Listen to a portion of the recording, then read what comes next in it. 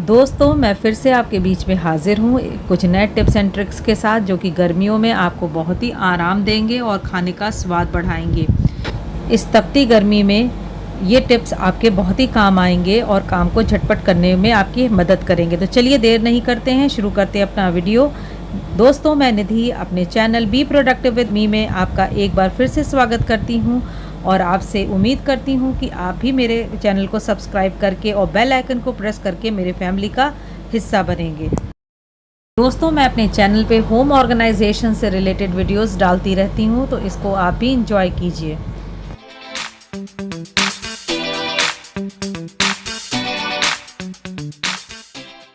दोस्तों, मेरी पहली टिप इन हरी मिर्चों को लेकर है। मैं आज एक झटपट या कहना चाहिए इंस्टेंट अचार आपको बताने वाली हूँ, जो कि आप बना के 10-15 दिन के लिए स्टोर कर सकते हैं और अपने खाने को बहुत ही लज्जतदार बना सकते हैं। तो चलिए मैं स्टार्ट करती हूँ। तो देखिए, पहले मेरे पास देखिए इतनी ज़्यादा इकट्ठी हो गई थी मिर्चें, तो इनमें से मैं छांट ले रही हूँ। जो मोटी वाली मैंने उनको निकाल लिया है, उसकी रेसिपी मैं आपको बाद में शेयर करूँगी। ये जो लाल पड़ गई हैं, इनको भी मैं फेंकूँगी नहीं, इनको भी मैं सुखा के तड़के वगैरह में यूज़ कर लेती हूँ। देखिए, मैंने पहले से सुखा के ये जैसे रखी हुई हैं। जो मिर्चें मेरी लाल हो जाती हैं, उनको मैं शेड में निकाल के रख लेती हूँ और वो धीरे धीरे सूख जाती हैं और उनको तड़के में मैं यूज़ कर लेती हूँ। अब आती है बारी इन पतली मिर्चों की। तो चलिए मैं इनको कुछ मिर्चें में से थोड़ी मोटी मोटी सी छांट लेती हूँ और झटपट एक अचार आपके साथ शेयर करती हूँ। तो दोस्तों, धनिया और मोटी सौंफ, ये दो ऐसे इंग्रेडिएंट हैं जो हर मसाले के बेस हैं। तो मुझे बहुत से होममेड मसाले जैसे कि बिरयानी मसाला, फ्रैंकी मसाला बनाना था, तो मैंने जितना भी धनिया और सौंफ मेरे पास था, उनको इस तरह से गरम कढ़ाई में ड्राई रोस्ट करके रख लिया है। मेथी दाना, थोड़ी सी राई और थोड़ा सा कलौंजी डाल के बस थोड़ा सा गर्म होने तक उसको ड्राई रोस्ट कर लिया। अब आती है बारी कि अब हमें इस हरी मिर्च के अचार के लिए कितना चाहिए। तो देखिए, एक बड़ी चम्मच मैंने मोटी सौंफ ली है भुनी हुई, और एक बड़ी चम्मच धनिया का दाना लिया है, और आधी चम्मच के करीब मेथी, राई और कलौंजी वाले मसाले थे, तो उन सबको डाल दिया है मैंने। अब स्वादानुसार नमक, हल्दी ये डाल के मैं इन्हें पीस लूँगी। तो चलिए पीस लेते हैं अपने मसालों को। और देखिए, ये मसाला पिस गया है, और क्योंकि ये क्वांटिटी में ज़्यादा है तो मैं इसे अलग से स्टोर भी करके रख लूँगी। आप भी इस तरह से ये मसालों को बना के रख सकते हैं, और ये मसाला बहुत सी रेसिपी में आपको काम आता है। तो चलिए पहले मिर्च की रेसिपी देखते हैं, फिर मैं आगे बताती चलूँगी ये मसाला आप कहाँ कहाँ यूज़ कर सकते हैं।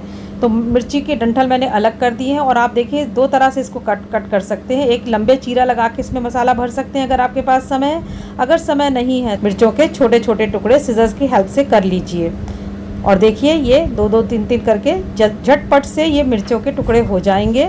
तो चलिए, मसाला भी रेडी है, मिर्चें भी कट गए हैं और जार भी रेडी है इनको स्टोर करने के लिए। अब देरी किस बात की, चलिए कढ़ाई की ओर चलते हैं। थोड़ा सा मस्टर्ड ऑयल डालिए, और जब ये मस्टर्ड ऑयल गर्म हो जाए तो इसमें थोड़ी सी हींग और काली राई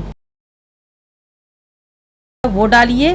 वो तड़क जाए तो उसके बाद जो कटे हुए मिर्चें इनको डाल देना है, और इसके बाद जो हमने मसाला तैयार किया था उसकी 1 चम्मच मैं डाल रही हूँ। थोड़ा मसाला मुझे कम लगा तो थोड़ा मैं बढ़ा रही हूँ, आधा चम्मच और मैं ऐड कर रही हूँ। और इसमें नमक था ही पहले से, अगर आपको नमक कम लगे तो आप डाल सकते हैं। थोड़ा सा कलर वाली मिर्च मैंने डाली, और अब इसको ढक के मैं 5 मिनट के लिए पका लूँगी। बस 5 मिनट ही दोस्तों इसे पकाना होगा। और देखिए, ये हमारी मिर्चें झटपट से तैयार हो गई हैं। इसको ठंडा करने के बाद इस तरह से आप स्टोर कर लीजिए किसी कांच के बर्तन में।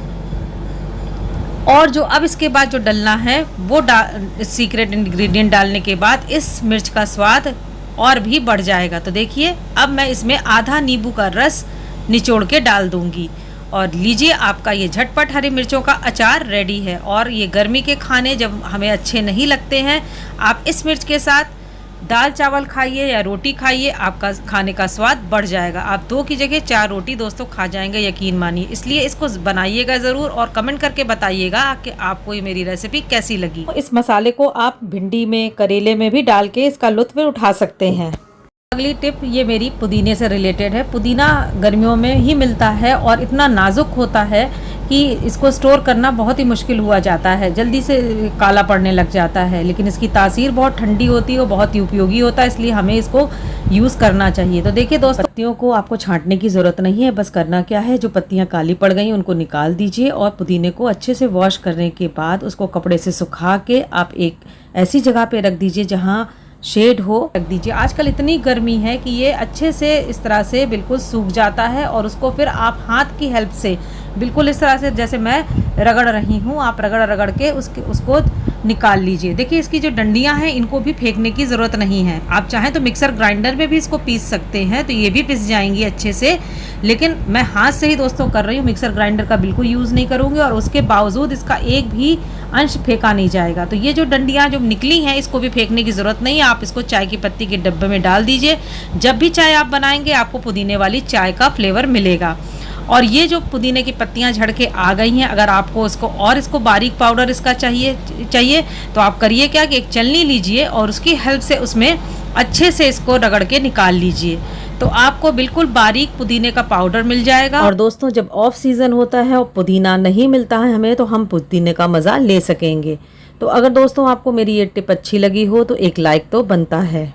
तो इस तरह से आप पुदीने का पाउडर है उसको आप बिरयानी में डाल सकते हैं, सब्जियों पे स्प्रिंकल कर सकते हैं, कोई सैंडविचेस बना रहे हैं उस पर डाल सकते हैं और इसको बहुत दिन तक हम स्टोर करके रख सकते हैं। और जब पुदीने का सीज़न नहीं हो तो हम इसके गुणकारी फ़ायदे इस तरह से स्टोर करके उठा सकते हैं। दोस्तों कई बार हमारा किचन सिंक किस तरह से चोक हो जाता है, उसमें पानी बहता नहीं है, भरने लग जाता है और हमें समझ में नहीं आता कि हमसे क्या गलती हुई है। देखिए दोस्तों कई बार तो ऐसा होता है कि समय के साथ वो चोक होता ही होता है और कई बार रीज़न ये होता है कि इसमें जो जूठन वगैरह हम बर्तनों में छोड़ देते हैं वो चली जाती है। तो हमें करना क्या चाहिए कि जो जूठन है बर्तनों की पहले ही निकाल के वो डस्टबिन में डाल देनी चाहिए। दूसरा सबसे बड़ा कारण है चाय।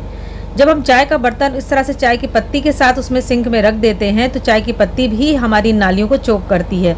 तो हमें इसको अवॉइड करने के लिए चाय की पत्ती को पहले ही इस तरह से छान के या तो डस्टबिन में फेंक देना चाहिए, नहीं तो दोस्तों इसका सबसे अच्छा उपयोग तो ये है कि आप इसको छान लीजिए, इसका जितना इसमें मीठापन है उसको धो दीजिए। इसके बाद आप सुखाकर इसे पौधों में यूज़ कर सकते हैं। जिस तरह से हम सूखी पत्तियों को खाद के रूप में पौधों के लिए यूज़ करते हैं उस तरह से चाय की पत्ती को भी सुखा के हम यूज़ कर सकते हैं। अब आती है बारी कि अगर ये चोक हो ही गया है तो हम इसको ओपन कैसे करें, इसकी सफाई कैसे करें। तो दोस्तों आपको करना क्या है कि इस तरह से ये जो बेकिंग सोडा सबके घरों में होता ही होता है और ये बहुत सस्ता आता भी है। देखिए ये इतना बड़ा डब्बा मेरा 30 रुपए का है। तो आपको इसमें 3 से 4 चम्मच बेकिंग सोडा इस तरह से नाली पे डाल देना है और उसके बाद सभी के घरों में सिरका भी होता ही है, तो इसके ऊपर आपको सिरका डाल देना है। होगा क्या दोस्तों, जैसे ही हम बेकिंग सोडा डालेंगे और उसके ऊपर ये सिरका पोर करेंगे तो रिएक्शन होना शुरू होता है और हमारी नाली जो जाम थी वो खुलनी शुरू हो जाती है। एक काम और आपको इसके साथ ही करना है, ये डालने के बाद इसमें अच्छे से गर्म पानी डाल दीजिए, तो जो आपकी नाली चोक थी दोस्तों वो खुल जाएगी। और ये काम आपको 15 से 20 दिन में या महीने में एक बार ज़रूर करना है। तो जो नाली की दुर्गंध सी आने लग जाती है जब नाली जाम होती है वो भी आपकी नहीं आएगी और आपकी ये जो समस्या नाली चोक होने की है वो भी नहीं होगी। आपके किचन में ही वो सल्यूशन है जो कि आपकी नाली की ये समस्या को दूर कर सकता है। दोस्तों अब मैं आपके साथ इंस्टेंट राजमा की रेसिपी शेयर करने जा रही हूँ कि अगर आप रात में राजमा भिगोना भूल गए हैं या कोई गेस्ट आ रहा हो और आपको एकदम से राजमा बनाना है तो आप इसको बना सकेंगे। तो करना बस क्या होगा कि राजमा आपको लेना है और उसको अच्छे से धो लेना है। ये देखिए मैंने राजमा ले लिया, अब इसको मैं 2 से 3 बार अच्छे से धो लूँगी और उसके बाद हमें इसको भिगोने की ज़रूरत नहीं है। ये देखिए दोस्तों मैंने इसे अच्छे से धो लिया 2 से 3 बार और अब चलते हैं कुकर की ओर। देखिए मैंने इसे भिगोया नहीं, सीधे मैं कुकर में डाल रही हूँ और इसके बाद बहुत थोड़ा सा पानी, बस इतना कि जिसमें ये राजमे डूब जाएं और स्वादानुसार नमक दोस्तों ज़रूर डालिएगा इस स्टेज पे और ठीक मात्रा में डालिएगा जितना आप खाते हैं, क्योंकि अगर इसी समय आपने ठीक मात्रा में नहीं डाला तो कभी भी छोला और राजमा आपका अच्छा नहीं बनेगा। थोड़ा मीठा सोडा डालकर ढक्कन लगा दिया है मैंने और 1 सीटी फुल फ्लेम पर आने देना है।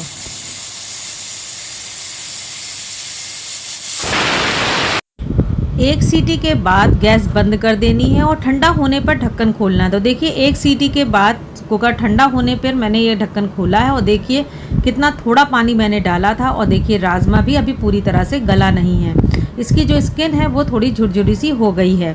अब इस स्टेज पे आपको दोस्तों करना क्या है, जितना ग्रेवी आपको चाहिए, जितना रसा चाहिए आपको उतना इसमें पानी डालना है। पानी ठंडा डालना है, आप हो सके तो बर्फ़ भी डाल सकते हैं। याद रखिएगा दोस्तों, जो पानी आपको ऐड करना है वो ठंडा होना चाहिए। अब इसके बाद ढक्कन लगा के आपको फुल फ्लेम पर 1 सीटी करनी है और उसके बाद सिम पर 3-4 सीटी करके कुकर को ठंडा होने रख देना है। तब तक हमारा राजमा पक रहा था, तब तक देखिए मैंने मसाले की प्रिपरेशन कर ली है। ये मैंने 2 टमाटर, 1 प्याज, 2 लाल मिर्च, थोड़ी कसूरी मेथी, थोड़ा सा ज़ीरा और 3-4 लहसुन की कलियां डाल ली हैं और अब मैं इसे पीस लूँगी। तो जब तक हमारा राजमा उबल रहा है और ठंडा हो रहा है, तब तक हमारा मसाला भी पिस के आ गया और अब हम इसको भून लेते हैं। तो कढ़ाई में मस्टर्ड ऑयल डालकर उसको गरम कर लिया, दालचीनी डाली, तेज पत्ता, प्याज, ज़ीरा सब डाल के, देगी मिर्च डाल के अब जो हमारा पिसा मसाला है वो मैं डाल दूंगी। धनिया पाउडर डालकर मसाले को भुनने दूंगी। जब तक हमारा इधर मसाला भुनेगा तब तक हमारा उधर कुकर ठंडा भी हो जाएगा। तो देखिए इधर मसाला भुन रहा है और चलिए अब देखते हैं कि हमारे राजमों का क्या हाल है, वो गले कि नहीं गले, क्योंकि हमने भिगोए तो थे नहीं। तो चलिए दोस्तों मैं आपके साथ ही कुकर खोलती हूँ। ये देखिए दोस्तों मैंने कुकर को खोल लिया और ये देखिए राजमा कितना बढ़िया गल गया है। कोई नहीं कह सकता कि इन राजमों को भिगोया नहीं गया था, ना तो 3-4 घंटों के लिए, ना ओवरनाइट। और देखिए इधर हमारा मसाला भी भुन के रेडी है। बस इसमें ये गले हुए राजमाओं को डालेंगे हम और इसे तब तक पकाएंगे जब तक कि ग्रेवी में ऊपर तेल तैरता हुआ ना दिखने लग जाए। यही पहचान है कि हमारे राजमे अब रेडी हैं। देखिए मेरा राजमा भी अब रेडी हो गया। इसे मैंने धनिया पत्ती से गार्निश कर दिया है।